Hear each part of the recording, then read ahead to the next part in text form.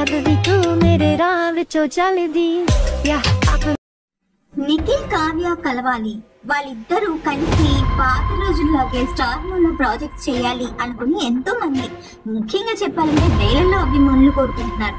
కానీ మొన్న స్టార్ మాలో ప్రసారమైన ప్రొమోలు చూస్తే వీళ్ళిద్దరు అసలు కలుస్తారా కలవరా అన్న డౌట్ కూడా వస్తున్నాయి. కాకపోతే అలా ఆలోచించే వాళ్ళందరికీ పెద్ద శుభవార్త ఏంటంటే నిఖిల్ కావ్య కలిసిపోయారు. డిసెంబర్ 25న వాళ్ళిద్దరూ కూడా పర్సనల్ గా కలుసుకోవడం కూడా జరిగింది. అయితే మీరు అడగొచ్చు, మరి స్టార్ మాలో వాళ్ళిద్దరు ప్రోమోలో ఎడమొహం పెడమొహంగా ఉన్నారు. అది బిగ్ బాస్ సీజన్ 8 పూర్తయిన 6వ రోజు జరిగింది ఫ్రెండ్స్.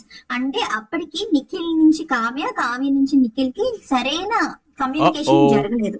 కానీ నిన్న డిసెంబర్ 25న నిఖిల్ మైసూర్లో ఉన్నాడు అనమాట. అంటే వాళ్ళ సొంత ఊర్లో ఉన్నాడు.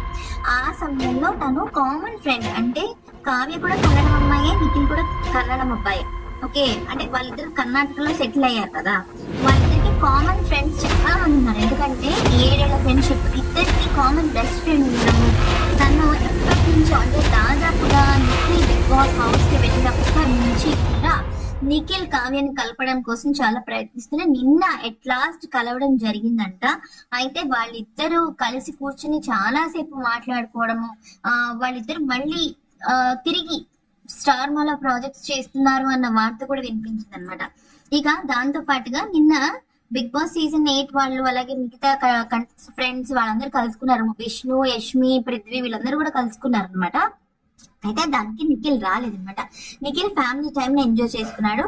ఆ క్రమంలో కావ్యను కలవడం జరిగిందంట. మొత్తానికి అయితే మాత్రం ఈ స్టార్ మా ప్రోమోని అయితే మనం పట్టించుకోకర్లేదు. కానీ తర్వాత వాళ్ళిద్దరూ కలవడం జరిగింది అంటే మాత్రం అది హ్యాపీ అని